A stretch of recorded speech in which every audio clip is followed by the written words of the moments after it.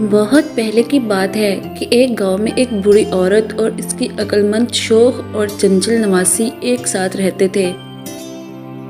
बूढ़ी औरत को सब गांव वाले नानी माँ कहते थे और इसकी नवासी को शीतल कहकर पुकारते थे। नानी माँ की बेटी और दामाद एक हादसे में अपनी जान गंवा बैठे थे। तब से ही इनकी नवासी शीतल इनके पास ही रह रही थी। वो दोनों अपना पेट पालने और घर चलाने के लिए दिन भर सख्त मेहनत मजदूरी करते और शाम को रूखा सूखा खा पी कर सो जाते थे। सब ही गांव वाले इनकी मेहनत, खुश मिजाजी और अक्लमंदी की तारीफ किया करते थे।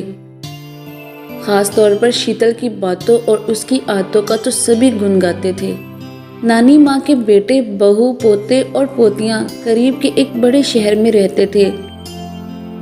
इन्हें माँ को कोई भी ख्याल ना था, लेकिन माँ तो आखिर माँ होती है।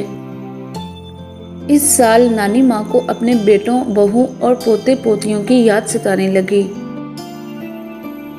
इसने अपनी नवासी शीतल को जब ये बात बताई तो इसने कहा, नानी माँ, चलो मैं तैयारी करवाती हूँ, कल ही यहाँ से रवाना हो जाना और तुम्हारा जितना दिल चाहे उतने दिन मामू मामी के घर रहकर वापस आ जाना। नानी माँ ने यह सुनकर कहा, बेटी तुम नहीं चलोगी? अक्लमंद और खुश मिजाज शीतल ने कहा, नानी माँ, जिन बेटों को माँ का ख्याल नहीं है उनके पास जाकर मैं क्या करूँगी? मैं तो उनकी भांजी हूँ।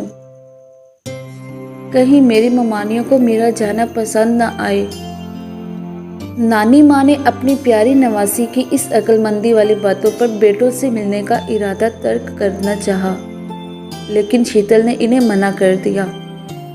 इस तरह दूसरे रोज नानी माँ जब रवाना होने लगी तो शीतल ने कहा, जंगल में भेड़िया है, जरा संभल कर जाना। नानी माँ ने हाँ हाँ कहते हुए वहां से रवाना हो गई।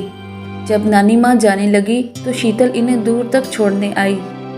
अभी वो जंगल में थोड़ी ही दूर गई थी कि एक खौफनाक भेड़िया इनके सामने आ गया और बोला, बुढ़िया बुढ़िया, तुझे खा जाऊंगा। नानी माँ डर गई और रोते हुए बोली, बेटा, मैं अपने बेटे से मिलने शहर जा रही हूँ, मुझे जाने दे, जब मैं वापस आऊंगी तो मुझे खा लेना। नानी माँ के रोने पर भेड़िया मान गया और कहा, तू जब वापस आएगी तो मैं तुझे जरूर खाऊंगा। ठीक है कहकर नानी माँ वहां से शहर की तरफ चल पड़ी। बेटे के घर पहुंचकर वो बहुत खुश हुई। बेटों और बहुओं ने जब माँ को देखा तो पूछा, माँ, कब तुम आए और कब जाओगे? नानी माँ ने कहा, बेटा, अभी तो आई हूँ, और जाने के बारे में पूछने लगे। नानी माँ को दुख हुआ। इसने कहा, आज रहकर कल ही चली जाऊंगी। पोते पोतियों ने जब ये सुना तो कहा कि हम इस तरह दादी माँ को जाने नहीं देंगे, बल्कि दादी माँ अब हमारे ही यहाँ रहेंगी। नानी माँ को पोते और पोतियों का ये रवैया बहुत पसंद आया। इसने इनको दिल से दुआएं दी। वो जब तक वहाँ रही इनको कहानियाँ सुनाती और वो अपनी दादी की खूब आवभगत करते। इस तरह एक हफ्ता गुजर गया। नानी माँ को ऐसा लगा कि इसका यहाँ रहना अपने बेटों और बहुओं को नागवार गुजर रहा है, तो इसने दूसरे ही रोज अपने गांव जाने का फैसला कर लिया। नानी माँ अपने गांव जाने के लिए जब तैयार हुई तो उन्होंने अपने पोतों और पोतियों से जंगल में भेड़िए के मिलने की बात कही। तो उन बच्चों ने कहा, दादी माँ, परेशान होने की कोई ज़रूरत नहीं, तुम अपने पेट पर राख और कांच के टुकड़ों से भरी हुई एक बोरी बांध लेना और जब भेड़िए से सामना हो तो अपना पेट सामने कर देना। नानी माँ ने अपने पोतों और पोतियों का कहना माना और अपने पेट पर राख और कांच के टुकड़ों से भरी हुई एक बोरी बांध ली और जंगल के रास्ते में अपने गांव को रवाना हो गए। नानी माँ के पोते और पोतियां अपनी दादी को दूर तक छोड़ने के लिए आए। इनके आंसू निकल रहे थे। जब तक नानी माँ इनकी नज़रों से ओझल नहीं हो गई तब तक वो सब शहर की सड़क के किनारे खड़े रहे। जब नानी माँ जंगल में पहुंची तो पहले भेड़िए से ही सामना हो गया। जैसे भेड़िया नानी माँ का इंतजार ही कर रहा था।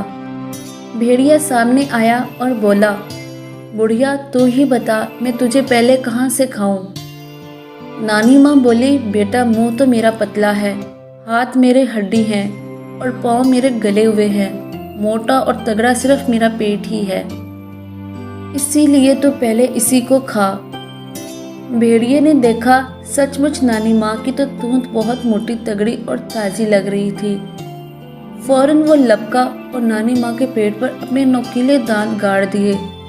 लेकिन ये क्या, जैसे ही इसने दांत गाड़े, नानी माँ के पेट पर बंधी हुई राख और कांच के टुकड़ों से भरी हुई बोरी फट गई और इसकी राख और कांच उड़कर भेड़िए की आंखों में घुस गए।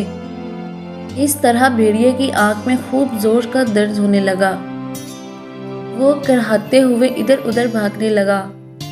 भेड़िए की इस हालत को देखकर नानी माँ ने अपने पोते और पोतियों की जहानत की दाद दी और उनको दुआएं देते हुए जल्दी जल्दी अपनी जान बचाकर जंगल पार करने लगी और शाम तक अपने घर पहुंच गई, जहां शीतल इनके लिए बेताब दरवाजे पर ही बैठी थी और उठी नानी माँ की बाहों में झूलने लगी।